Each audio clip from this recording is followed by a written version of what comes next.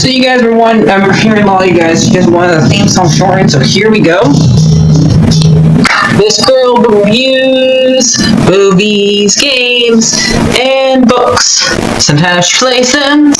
So does that, and when she does it with the cat, does that make her crazy? Does that make her crazy? Probably. So, it's shorter. There you go. CrazyCatLady or Martha Butler does not own any trailers or pictures. I use them under fair educational for and entertainment purpose. It's like that's all they did. Well, those years ago.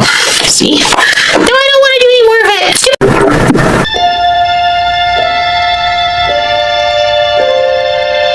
Magic mirror on the wall, who is the fairest one of all? It doesn't take a magic mirror to know that the Walt Disney Studio has brought us some of our most treasured film memories. That Disney legacy owes its very existence to a little princess. Snow White and the Seven Dwarfs set a standard by which all animated feature films are still judged, and was a major stepping stone on Walt Disney's path to becoming Hollywood's greatest producer of family entertainment. Walt Disney risked his personal fortune and gambled the future of his studio to create Hollywood's first full-length animated feature film. It was the turning point in his career and is today considered one of the most important films in cinema history. The release of Snow White in 1937 had an immediate impact. For the first time ever, movie-related merchandise was available the day the movie opened. Dolls, figurines, games, and toys were everywhere. It even influenced ladies' fashions. And it was the first feature film soundtrack ever released on phonograph records. Snow White earned more than $8 million worldwide in its original release in the days when a child could get into the movies for 20 cents. That's a lot of tickets. In fact, it was seen by more people than any other film up until that time. Welcome to the behind-the-scenes story of the merriest and scariest Disney feature-length masterpiece. The one that started it all, and still the fairest of them all. Hi everyone, Martha here. Yes, I decided to, usually I try when I do these old Disney movies, try to find an old recording from a behind-the-scenes thing. Not play all of it, so you go and watch it, but the one I just showed you had to do with Angela Lansbury, the one who played Mrs. Potts, and it's also from Bryn Mawns and Broomsticks. So, just wanted to tell you, do I recognize that voice? Yes, that's who that was. So let's get started with Snow White. Before I get talking about the story that pretty much everybody would probably know, I'm gonna dig into behind the scenes and let you guys know some stuff they probably did not know. For example, the prince was originally supposed to be in the movie a lot more. He's only in 2 scenes, the very beginning and the very end. And I'm going to defend the prince a little bit, because I have to, especially since the person who was playing Snow White insulted him, calling him a stalker and everything, which is not true. If you like a girl, you should go look for her, okay? It's not like he is calling her on the phone, following her back home to her place, knows her when she drinks tea, drinks coffee, that kind of stuff. You want to see an example of these two stalking is one episode of Once Upon a Time where both of them know each other's schedules. Now that might be stalking, but both of them realize what they were doing wrong in that moment. But I don't really find him going to look for her and wondering where she is, because she's been gone for a while, and he's curious, okay? He's bound to be curious about where she is. And the whole thing with the whole kissing part, I don't find that part both these kisses, both with Snow White's and some Beauties, are not ones that we should say that it was wrong for these two men to kiss her when they were trying to wake her up, when it was part of the curse to wake them up. That's the whole entire point.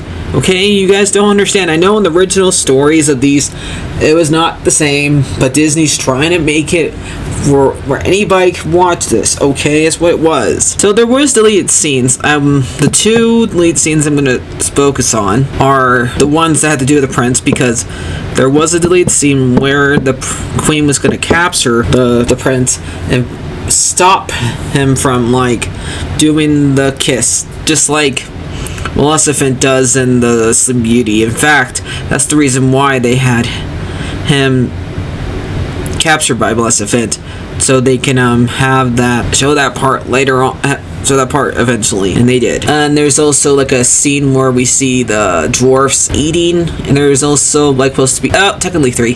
There's a third scene where we see them like standing in the snow and standing in the clouds, kissing or dancing, like we've seen that in like in two other movies that Walt Disney was alive for. We saw like that in Bambi, and I think we saw an end of it of Sleeping Beauty. So yeah,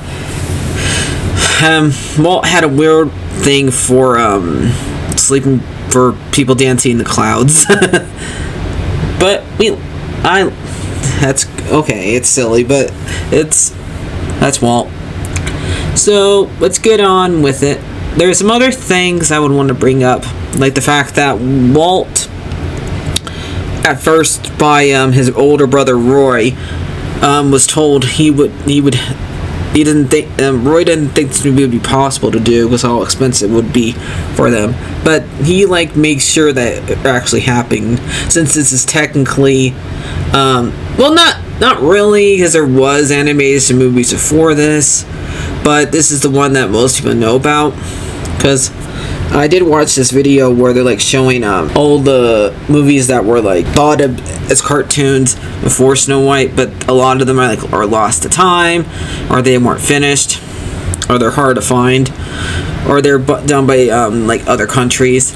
But this is pretty much the one that most people know of. Like for example, there's an old Aladdin movie that was cutouts. So that one, that's what I was talking about. And there's like it's a silent movie, and like you can. That's what I never seen it, I just know of it because I've seen people talk about it. So Walt mortgaged his house so he can make money for it, and got a loan from the bank. So it cost him a lot to make this movie, and it was worth it because he did win a lot of awards. There is a rewards like of the big award and 7 little ones to represent the dwarves, and Shirley Temple presented it to him. So I'm see if I can find that recording of those two of him because I did find it once, but of Shirley Temple rewarding him that. And this movie was really good. And how good the theater, a lot of people go to see it because how cheap tickets were back then. Everything was like 20 cents or something, since it was like during the 30s, and things were not. I mean, it wasn't as bad as it was beginning, but eventually. But it's still part of the Great Depression part of it, since it came out during the 30s. Let me see if there's anything else I could. Well, when Walt did get the money back, he did buy the house for his parents. But I do know, sadly, that house did not exactly have the best come out. I know it got burned. I don't know about the part what happened to his mom. It's true or not. But I do know that he did try to. It did help him out eventually and get back his because it made a lot of money. But and unlike a lot of his other movies that were made during his time period, like after when the war happened, like Bambi, pretty much every one of them in the world too didn't make a lot of money because more people were focused on the war. Let's get started with what happens in the movie. So magic mirror, which is just once. The witch says the mirror once. because there's people out there who think it says magic, mirror twice, mirror on the wall, like that kind of stuff. No, that's just one of those stupid things that people get mixed up and swear they heard her say something else. Even the movie thinks that it's called Mirror. And it usually says magic and mirror once. And the mirror tells her that it's Snow White, so she starts treating Snow White different, making her her maid, making her wear ugly clothes, and making her clean the castle. And then she starts singing, I'm wishing for the one I love.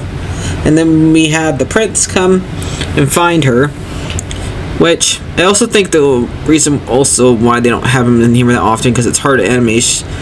They're still figuring out a way to how to animate people, and the ones that have to be in there is Snow White and the Queen, and a little bit on the Huntsman, but they were having a hard time animating. So you can tell that he's animated not as well as the other Snow White and the Queen.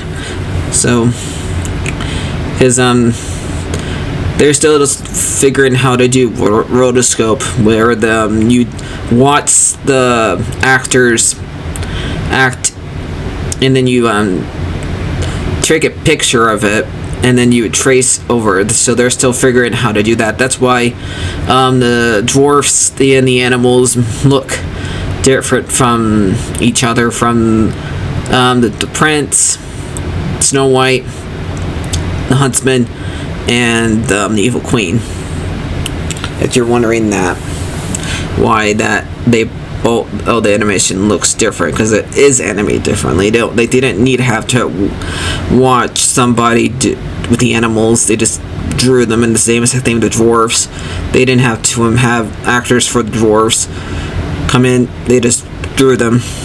So yeah, I mean, I do eventually start watching animals. Eventually, I know they did that for Bambi and Lion King. They would have animals come in and watch them, and then see how they would behave. But I don't think they use rotoscopes for those ones. If they did, correct me. But Snow White we have the huntsman here going out to try to kill her by the queen, because she tells her to bring back her heart in the chest. Which in the fairy tale, she's gross. She eats it. She tries to make it where she's actually has her beauty inside of her, because it's not only because the fact that Snow White is prettier on her on the outside, she's prettier on the inside. So then the huntsman tries to kill her, but he can't do it, and he tells her, you need to leave and not come back, because the queen's trying to kill you. So Snow White gets scared, and yes, she does see scary things in the forest. That's because she is scared, because she had her life threatened. She's allowed to be scared here, and so it's not weird for her to be scared here. And then we actually see her cry when she puts her head down and realizes what happened to her, and that she's scared. She tells all the animals that she's sorry, and asks them, do you know where I can find a place to sleep? And they take her to the dwarf's house. Yes, technically she does break in, because they're not home, and she does not, and they don't know she's there, and they do freak out when they get back from working at the mines, which this is where they work. That's where they work. They don't live there. Okay? I don't get why. That's Peter Dinklage thought that they lived in the caves. I can't get that with how does he think that?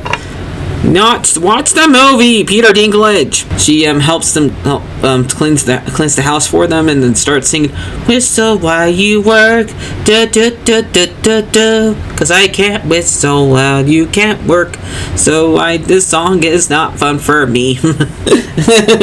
Yeah, 2 songs that had to do with whistling, and I can't do it, because both Whistle While You Work and Hi Ho have to do with whistling. So yeah. And then we go to the dwarfs, and they're getting their diamonds out, and they're singing dig dig dig dig dig dig dig, and what likes to do dig dig dig dig dig dig dig dig. So yeah, that song. And Dopey and Doc are taking care of the diamonds, seeing which ones are bad, which ones are good. Dopey gets rid of the bad ones, and they lock up and they start singing hi ho, hi ho, hi ho, hi ho, hi ho. Yep, that one of the best songs in this movie. And they go home and they get scared by not knowing like who is in their house, and they get Dopey to go up there and look, and Dopey gets scared, and then they attack poor Dopey, and they realize it's just Dopey, and they go up there and find out it's just a girl, and only one that's not mad, only one's mad that she's there is Grumpy, because Grumpy doesn't trust her and he wants her to leave. And after they tell us, why are you here? It's the queen. She tries to kill me. I can't go back. And then Grumpy says, I'm warning you. The queen will come in here and kill us and get revenge on us for keeping her in here. She might be in this room right now. I just find it so weird. It's the same as that guy who plays Goofy here. He plays because both Grumpy and Sneezy are both played by the same as that actor. I'm trying to remember how you say his name. Let me find it. Pragos Convoli. Hopefully I'm saying his name right. But that's the same as that guy who plays Goofy. Then they have their party, and they dwarfs tell her. She makes them wash their hands, so she give them soup and feed them. And the way Grumpy says, it has to be literally forced to wash by the others. Like the 5 of them grab him and get him in there because Dopey accidentally swallowed the soap, so he can't really help them. So that part is pretty funny. Then the witch finds out that's where Snow White is, that she's not dead, because the pig says, that's a dead pig you hold in your hand. A heart of a pig. And so she realizes she's been tricked by the huntsman, and who knows, she probably ends up killing him because there is a skeleton but I don't know, that might be the father of Snow White's, because there's a theory that's probably one of the skeletons is probably her father. Then she turns herself into the hag, which, yes, this scene's also one of the scary scenes in the movie. I can understand why this scene might scare kids. And she decides to use the poison apple to make Snow White so she'd be the fairest of them all, which she is not. She never will be. Then Mira will probably say, nope, it's the other girl. Then she'll go after that person. It's just a never-ending story of killing people. So yeah, so she goes after them, and then we see the dwarfs and Snow White party, and Dopey in her dance, which there is some animations mistakes during this dance. I noticed when I was watching it this time around, because sometimes if you notice how the dwarfs are shirts are coloring, you notice that some of the sleeves, when they're clapping their hands, one of the shirts has a green shirt on, and Dopey's the only one that has a green shirt, and yet she's dancing with Dopey. So what? The animators made a mistake. So yeah. So they forgot which colors the dwarf shirts were for a moment, but yeah, I just want to let you guys know, next time you watch the movie, pay attention to how the dwarves are clapping their hands, and all you see is their hands and part of their sleeves, and notice that one of the sleeves is green. So it's they forgot that Snow White's dancing with Dopey here. So yeah, and they go to work on the diamond mines the next day. She kisses all of them on their bald heads, Grumpy says, "Don't let anybody in the house." And she's like, "Why, Grumpy, you do care." And so, eventually Grumpy does right here. He does warm up to her, but he doesn't want to admit it. So yeah, because he still walks away from her. And we see vultures foreshadowing that something bad's going to happen to the witch. And they know that she's going to be their lunch or dinner or some type of meal. So she ends up following her and stay with her until she gets killed. Until the rock and the lightning hits her. And then they devour her. So I just find that funny that we have literally two vultures here who won't leave the queen alone. And the queen's like saying, "Would you get away? I'm not gonna die." "Yes, you are." And the animals know that the queen's gonna do something wrong, so they're gonna run and tell the dwarfs. But sadly, they don't get there in time, and also Snow White can't put two together that this is the queen. I'm not calling her, but this has to happen, otherwise the story doesn't happen. But yep, she makes her think it's a wishing apple, and so she is taking a bite, and then she falls asleep. And the dwarfs thinks that she's dead, and so do the animals, and they cry, and they don't want to bury her because she's too pretty, and so they build a coffin for her, a glass coffin, so they can always look at her. And this is when the prince, who must have heard probably that the girl that he loves is not alive anymore.